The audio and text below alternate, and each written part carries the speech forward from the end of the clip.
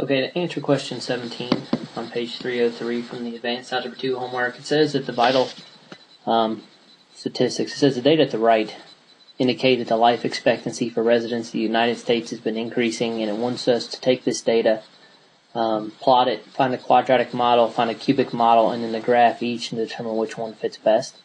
But when you look at the data, we have the year of birth, which is fine. We can use 1970 just as 0. But then it has both the life expectancy for males and females. Now we could, from this, create two different data points, but what I've done is I've found the average age of the males and females to create one. The average age for year 1970 was 70.9, so we go to Stat, and we go to Edit. We can just overwrite what we have here. Now we are going to use 0 for 1970, and the average age would be 70.9. Alright, 1980 then would be 10, and then 1990 would be 20, and then 30, and 40. So 40 represents 2010, 30, 2000, 20, 1990, 10, 1980, and 0, 1970. In those average ages, we had 70.9, we have 73.7, we have 75.3, 76.7, and 77.9. Okay, now if you take a look at this graph right here, this was the old graph that we had in, so what we need to clear this out. However, when we go to graph, and even if we were to go to zoom and standard, what we notice, even with our plot turned on, is we can't see any of our points because our window's wrong. Because our first point was 0, 70.9. Okay, 0 on the X. So again, if we want to change this, manually we would go to 0. The X min we would need again, I don't know, let's just go to -5. The X max, let's say we went to 40, so let's say 45. Okay, and we'll count by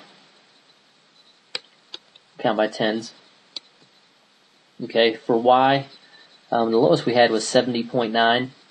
So let's just say 70. We should be able to see. We could go to a little lower if we wanted to. The highest, we would go to 80. We can just count by ones there. So now, when we take a look at this graph, now we can see our points. So what we want to do is we want to run a quadratic regression. We want to run a cubic regression. We want to take a look at the regression or correlation coefficients and see which one's best, and also take a look at the graph. So if we want to run those regressions, we go to second quit, we go to Stat, we go to Calculate. Now, if we want to run a quadratic regression and also pace it at the same time, we would go to Vars, over to Y vars, select function, and Y1.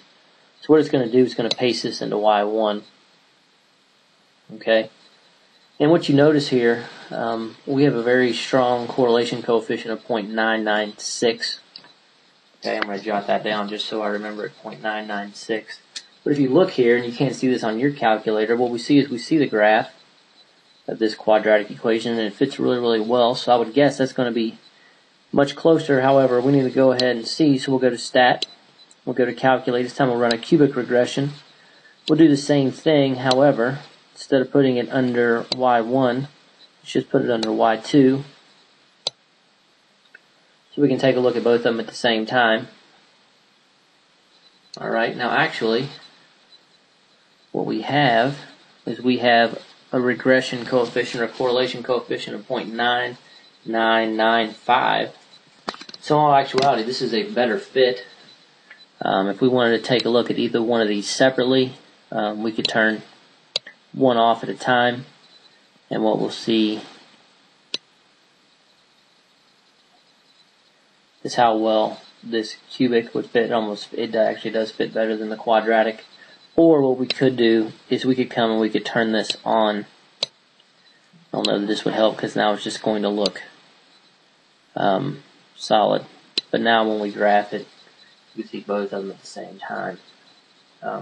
But according to the correlation coefficient and according to the graph here, the cubic model would be better for this particular set of data. And that's how you answer question 17.